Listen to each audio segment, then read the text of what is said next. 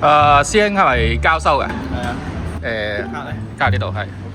兩張300啦，呢張就1000，呢張1800，250一張，40蚊，20蚊張，600蚊呢張，呢個係啟示嚟嘅呢個，唔係呢個70蚊張。係師兄，你出唔出閘啊？出閘？出唔出喂？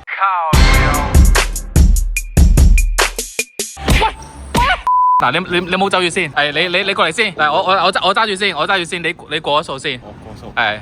得啦，你睇下。好，又收到啦。你冇走啊你！以上呢啲咧就係退貨嘅。呢個師兄要求好高啊！咁睇下我哋而家合價有幾多啦？7乘15，90蚊。跟住呢度5嚿水，啱啱我計咗幾多錢啊？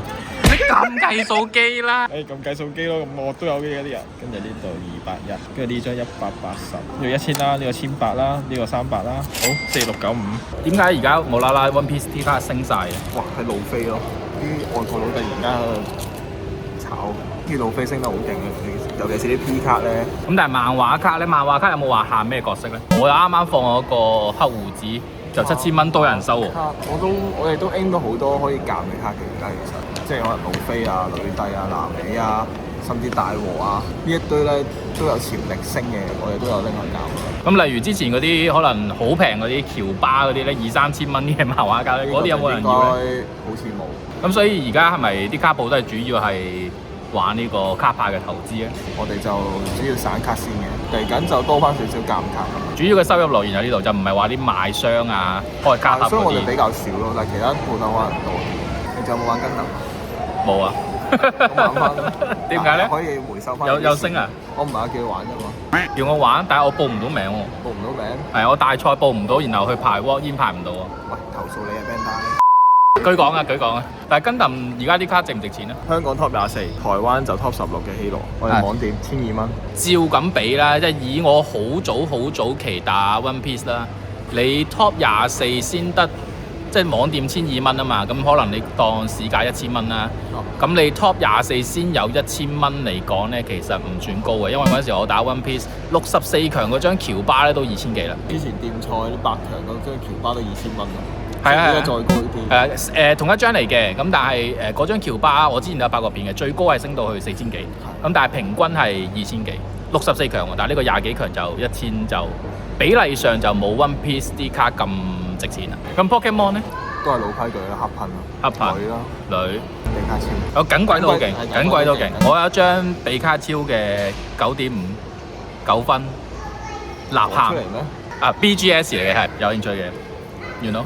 有啲 BS 咯，但佢又嚟緊又出新嘅，即係好似有大洗牌咁樣咧。即係嗰啲退環境嘅朋友。因為而家咧點解我冇玩卡 game 咧？一嚟啦，就好似頭先 Felix 所講，旗艦賽啊、店賽嗰啲卡咧都唔算話好靚嘅價，所以變咗冇乜動力去打。咁啊，好翻啲咯。二嚟咧就係報唔到比賽。我覺得最大我棄 game 嘅原因就係我報唔到比賽。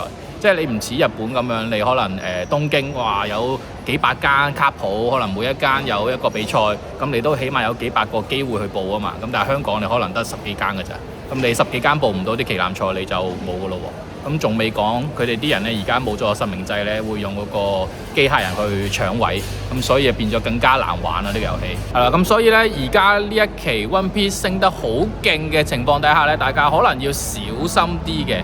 點解呢？因為其實前一排咧 One Piece 都有升過一段時期嘅，咁我亦都有一條片係買咗一張 One Piece 嘅卡，咁但係後尾大概半年左右、1年左右啦，咁就跌翻晒落嚟嘅，咁所以今期 One Piece 又升翻嘅話咧，大家就注意翻風險啦。建議嗱諗散咗佢。係啦，我就散晒啦，有貨想散嘅可以揾佢哋。天悦廣場長沙灣13號Overtime TCG。去佢哋度放卡咧，有注意俾人退貨嘅心理準備 OK 噶啦。同埋而家交收真係要小心啲，因為之前有嗰個 Pokemon 嘅搶劫王唔出閘俾人搶錢咧，真係好大鑊。所以麻煩交收可能要捉住嗰條友俾咗錢先。好，咁就係咁啦。咁大家記得小心啲啊，量力而為啦。咁我哋今集就到呢度啦。中意睇記得撳翻個 like、訂閱，下條影片再見。拜拜。呢個咩 ending 嚟㗎？